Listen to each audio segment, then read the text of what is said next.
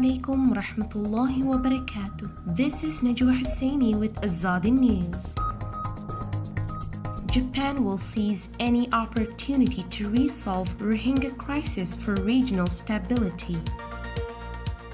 Facebook's role in the genocide in Burma as revealed in the new book An Ugly Truth.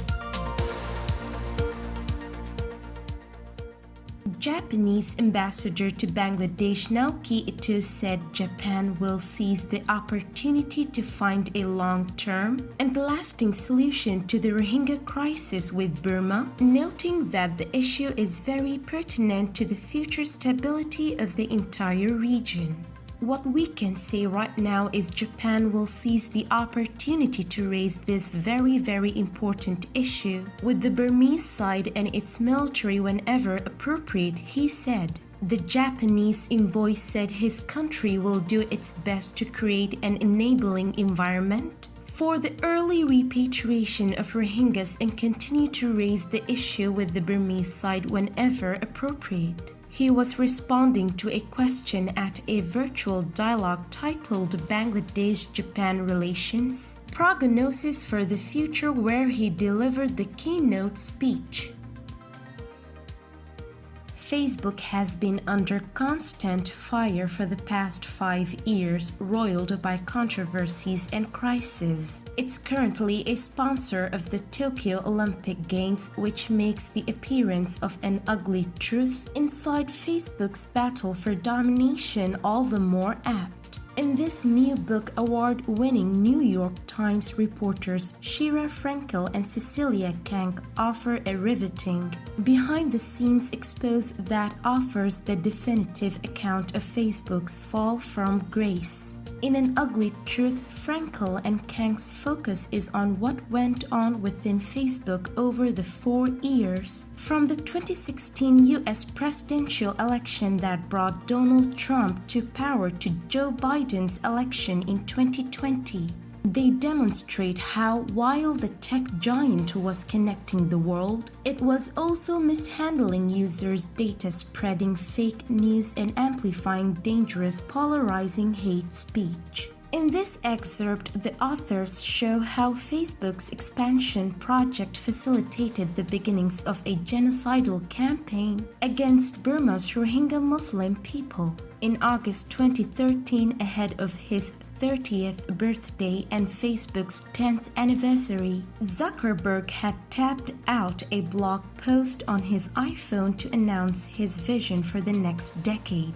The post was titled "Is Connectivity a Human Right?" and in it he announced that Facebook is already the world's biggest communications network, with 1.15 billion users, was aiming to reach the next 5 billion customers. On March 3, 2014, Matt Chisler was invited to join a call with Facebook on the subject of dangerous speech online. He had connected with a Harvard professor named Susan Banish, who had published papers on hate speech and was communicating her concerns to members of Facebook's policy team. She asked Chisler to listen in on the call and give his perspective from Burma. The severity of what Chisler was describing didn't seem to register with the Facebook representatives. They seemed to equate the harmful content in Burma to cyberbullying. Facebook wanted to discourage people from bullying across the platform, they said, and they believed that the same set of tools they used to stop a high school senior from intimidating an incoming freshman could be used to stop Buddhist monks in Burma from spreading malicious conspiracy theories about Rohingya. That was how Facebook thought about these problems. They wanted to figure out a framework and apply it to any problem, whether that was a classroom bully or a call for murder in Myanmar, said one academic who joined the call and who recalled that no one at Facebook seemed to probe Chisler for more information on the situation in Burma.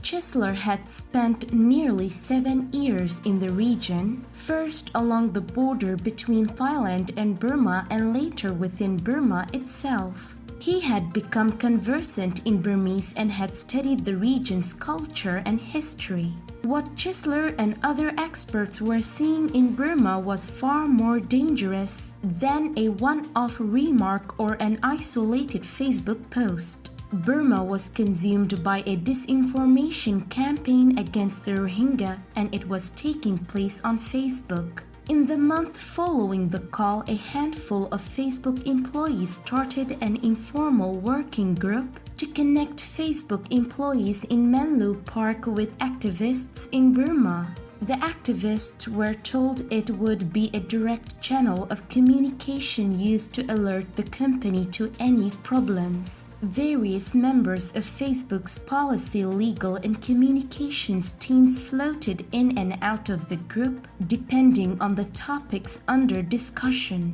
Just 4 months later, in the first week of July, the Burmese activists had an opportunity to put the communication channel to the test as rumors began to spread on Facebook that a young Buddhist woman in Mandalay had been raped by Muslim men. Within days, riots broke out across the country. 2 people were killed and 14 were injured. In the days leading up to the riots, NGO workers tried to warn the company in the private Facebook group, but they hadn't heard back from anyone.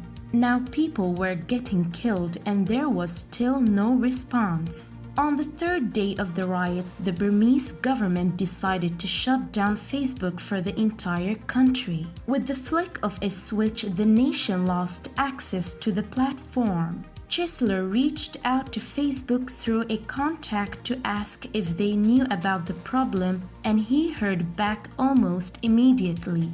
When it came to answering our messages about the riots, Facebook said nothing. When it came to the internet being shut down and people losing Facebook, suddenly they are returning messages right away, recalled another activist in the group. It showed where their priorities are. This is today's news. To get more updates about Rohingya, subscribe to our YouTube channel and hit the notification bell. Visit our website azaditvnews.com and follow our social media accounts. Wassalamu alaikum wa rahmatullahi wa barakatuh.